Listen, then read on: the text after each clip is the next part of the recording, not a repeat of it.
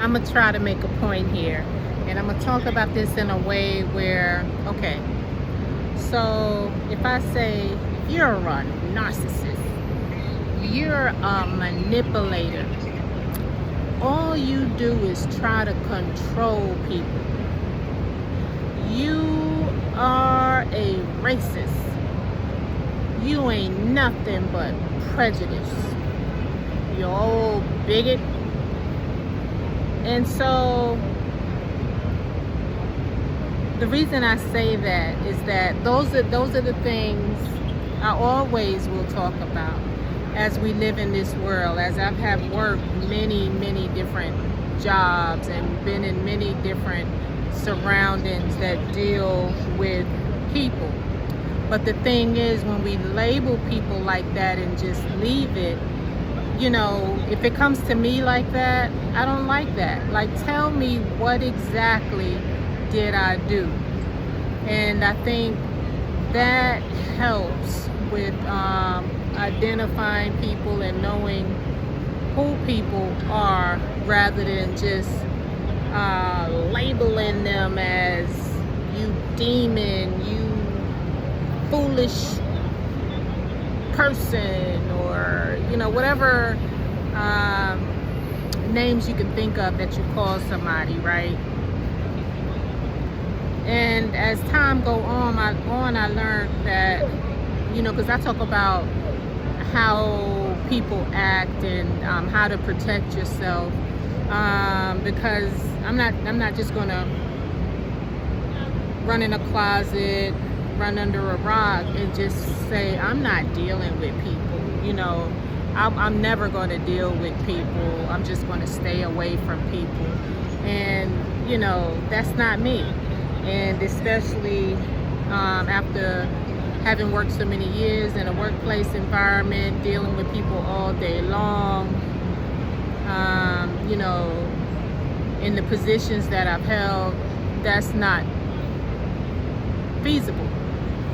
And so I've learned to identify who's who, and not just say, oh, they always come in looking very nice and pretty. I love the selection of clothes that they choose when they come in. I love their hairstyle. They got a new haircut today, or something like that. Or you notice, they're always smiling, or they're always angry, or stuff like that. And it's so beneficial to be able to let someone know how they are hurting other people, the things that they do and say that makes other people uncomfortable, and you come out and say it, and they take heed to that. Now, the ones where I, always say no blind unity is those that say we need to come together, we need to have some unity, we need to be la la la la la, never talk about all these things that makes everybody uncomfortable. Like, yeah, you make a policy when you hear people talking and it's uncomfortable within the office. No talking about politics, no talking about what's in the news, no talking about religion or color or things like that, But there's a way to do it, because when you have union complaints that deals with racism, prejudice, sexism, or you have to answer a congressional and say, why did this happen or that happen in your organization? So now it's like, how do you talk about it?